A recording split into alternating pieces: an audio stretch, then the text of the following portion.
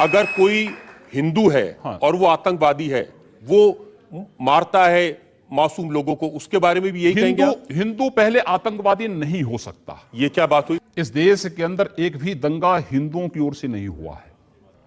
सवाल है कि हम देख रहे हैं मुसलमान ही आतंकवादी है। ये झगड़ा फसाद, मुसलमान फंडामेंटलिस्ट है, मुसलमान टेररिस्ट है, आतंकवादी है।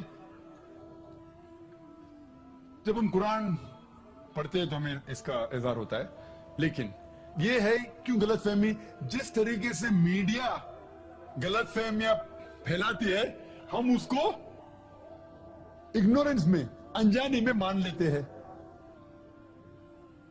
टेररिस्ट के मानी क्या है? मैं कहता हूं हर मुसलमान टेररिस्ट होना चाहिए, आतंकवादी होना चाहिए। आतंकवादी की मानी क्या है तो समझ लो।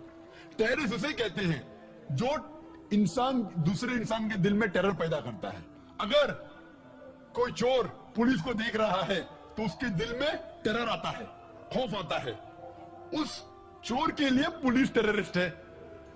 इस तरीके से हर मुसलमान, कोई भी एंटी सोशल एलिमेंट मुसलमान को देखता है, उसके दिल में खौफ आना ही चाहिए। अगर कोई चोर मुसलमान को देखता है, कोई बलात्कार करने वाला मुसलमान को देखता है, कोई भी एंटी सोशल एलिमेंट मुसलमान को देखता है, उसके दिल में खौफ होना ही चाहिए। कुरान मजीद में अल्लाह ताला फरमाते हैं सूरह अनफाल में, सूरह नंबर 8 आयत नंबर 60 में, खौफ पैदा करो उन लोगों के दिल में जो लोग एंटी सोशल है, जो हक को इनकार करते हैं, उनके दिल में खौफ डालो। लेकिन सवाल यह है कि कई बार एक शख्स एक काम करता है, उसे 2 लक़ब दिए जाते हैं। मिसाल के तौर पे हिंदुस्तान 60-70 साल के पहले अंग्रेज हम पर हुकूमत करते थे, कई साल किया। बहुत से हमारे इस देश के हिंदुस्तानी थे जो इस देश के आजादी के लिए झगड़ा कर रहे थे। इनको अंग्रेज कहते थे आतंकवादी, टेररिस्ट। हम आम हिंदुस्तानी कहते थे देशभक्त, फ्रीडम फाइटर, पेट्रियट। वही आदमी, वही काम, 2 लक़ब, 2 टाइटल। अगर आप अंग्रेज की बात मानते हैं, अंग्रेज कहते हैं हमें इस देश पे हुकूमत करने का हक है। अगर उनको हक है तो ये लोग को हम टेररिस्ट बिल्कुल सही कहेंगे। लेकिन आम हिंदुस्तानी कहता है ये अंग्रेज तो तिजारत करने आए थे, इनको हम पे हुकूमत करने का क्या हक है? तो हम कहेंगे ये लोग हैं देशभक्त, फ्रीडम फाइटर्स, पेट्रियट्स। सेम आदमी, सेम काम, 2 लक़ब।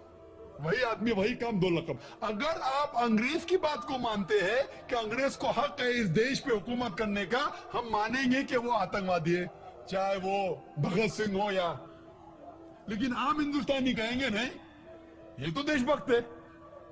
तो आप किसके नजरिए से देखते हैं चीज को, फिर आप फैसला करेंगे वो आतंकवादी है कि देशभक्त। आपके हिसाब से भगत सिंह देशभक्त था क्या आतंकवादी था? सतीश भाई, देशभक्त। देशभक्त, आतंकवादी नहीं था ना? था के भगत सिंह देशभक्त था या आतंकवादी था? देशभक्त, देशभक्त। हाँ, मैं भी समझता हूँ देशभक्त था। हम अंग्रेज की बात को नहीं मानते। तो जब अंग्रेज टेलीविजन पे कहते, CNN BBC पे, कि मुसलमान आतंकवादी, आप क्यों मानते? सवाल वो नहीं है, मेरा जो सवाल था। आता हूं, मेरा पूरा जवाब मुकम्मल नहीं हुआ। जवाब मुकम्मल होगा फिर आपको मौका दूंगा मैं।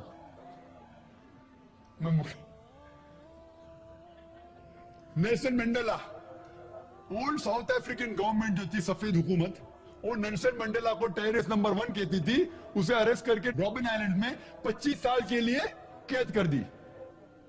Terrorist number 1। जब नई हुकूमत आती है उसे छोड़ देती है, उसे प्रेसिडेंट बनाती है, टेररिस्ट बन जाता है प्रेसिडेंट। चंद साल बाद उसे नोबेल प्राइज फॉर पीस मिलता है। वही आदमी, वही काम। ऐसा नहीं कि पहले वो गलत काम किया, फिर अच्छा काम किया, फिर उसको अवार्ड मिला। वही काम के लिए जो पहली गवर्नमेंट ने कही थी, सफेद गवर्नमेंट ने, कि वो टेररिस्ट है, आतंकवादी है, नोबेल प्राइज कमेटी ने उसे नोबेल प्राइज दिया फॉर पीस, अमन के लिए। हैरत की बात है, जो आदमी आतंकवादी है उसको मिलता है नोबेल प्राइज फॉर पीस। जो आदमी का पावर है, जो आदमी वो कहता है लोग उसकी बात को मान लेते हैं इग्नोरेंस के अंदर, अनजानी में। लेकिन कुरान कहता है सूरह इसरा में, सूरा नंबर 17 आयत नंबर 81 में, वकुल जाल हक मजाकल बातिल इन्नल बातिल काना ज़ौका। जब हक बातिल से टकराती है, बातिल का सर्वनाश हो जाता है। ब्रिटिशर्स अमेरिकन के ऊपर हुकूमत करते थे। अमेरिकन रेवोल्यूशन हुआ 18 सदी में। ब्रिटिशर्स कहते थे, मैं लंदन गया था 2 महीने पहले, वापस से जाऊंगा 2 हफ्ते बाद। वो बॉम्ब ब्लास्ट हुआ था ना, बॉम्ब ब्लास्ट हुआ था पता है 7 जुलाई को। तो लोग आए थे, खराब है, मैं भी बोला ठीक है खराब है। तो वहां टोनी ब्लेयर आने वाले थे, वक्त नहीं मिला तो अपने चीफ ऑफ पुलिस को भेजे, बाद में मेयर आए थे। तो मैंने उनसे पूछा, आपकी देश, इस देश ब्रिटिश गवर्नमेंट जब हुकूमत कर रही थी अमेरिकन गवर्नमेंट पे 18 सदी में, वो जॉर्ज वॉशिंगटन और बेंजामिन फ्रैंकलिन को टेररिस्ट नंबर 1 कहते थे, टेररिस्ट। उसके बाद जॉर्ज वॉशिंगटन बन जाता है प्रेसिडेंट ऑफ यूएसए, टेररिस्ट बन जाता है प्रेसिडेंट ऑफ यूएसए। वो गॉडफादर है, गुरु है किसका? जॉर्ज बुश का भी, ठीक है ना, जॉर्ज बुश का गुरु है। वो जो आतंकवादी आप कहते थे, उसके शागिर्द के दोस्त भी आप है। क्या बात है, आपका नजरिया क्यों बदल रहा है?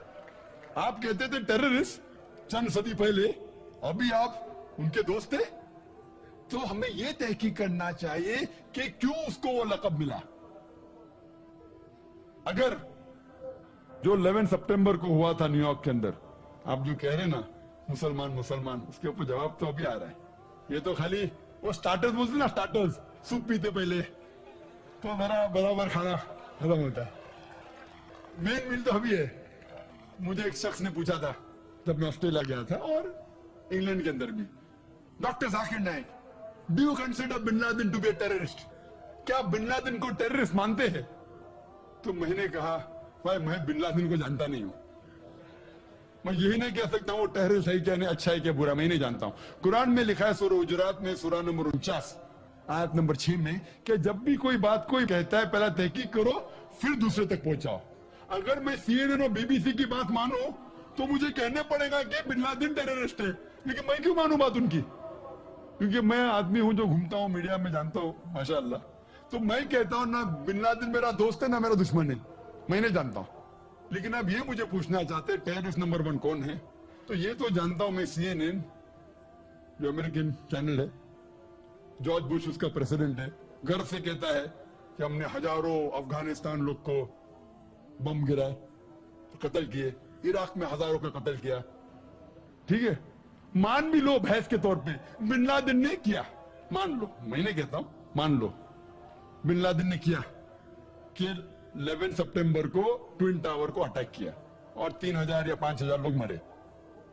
लेकिन अगर 3 या 4000 लोग मरे, 5000 लोग मरे, उसका यह मतलब नहीं होता है कि आप उससे डबल लोग को अफगानिस्तान में मारे एक आदमी की वजह से। कर सकते? अरे बिन लादेन को पकड़ के मारो ना, अगर मानना है तो। अगर उसने किया, सबूत है तो सबूत पूछते अफगानिस्तान गवर्नमेंट ने मरने कि सबूत क्या है, वो सबूत देता टोनी ब्लेयर को। है सबूत पूछ रहा अफगानिस्तान कि आप मुझे सबूत दो, सबूत क्या है तो हम उस पर तहकीक करेंगे, सजा देंगे उसको। वो सबूत देते मुशर्रफ को, पूछ रहा है आपका। किधर का इंसाफ है ये? किधर का इंसाफ है? प्लेन भेजते हजारों लोग का कत्ल किए अफगानिस्तान में, इराक में। मैंने कहा यूके में, ऑस्ट्रेलिया में, यहां भी अगर टेररिस्ट नंबर 1 है तो जॉर्ज बुश है।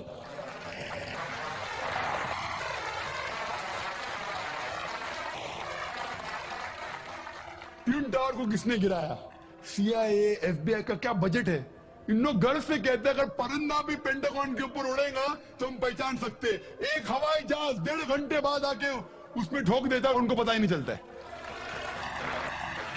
बहुत से अमेरिकन लोग, मुस्लिम लोग छोड़ो, क्या कहते, अमेरिकन लोग, क्रिश्चियन लोग कहते हैं क्या ये इनसाइड जॉब था, अंदर की बात थी, ये अंदर की बात। जिस तरीके से ट्विन टावर गिरा वो प्लेन के जरिए गिर ही नहीं सकता है। कितने लोग कहते हैं कि ये जॉर्ज बुश ने किया अपने वोट बैंक के लिए। कल मैं कह रहा था ना पॉलिटिशियंस के बारे में, कल की तकरीर सुनी ना आपने, हकीकत लगी क्या ने?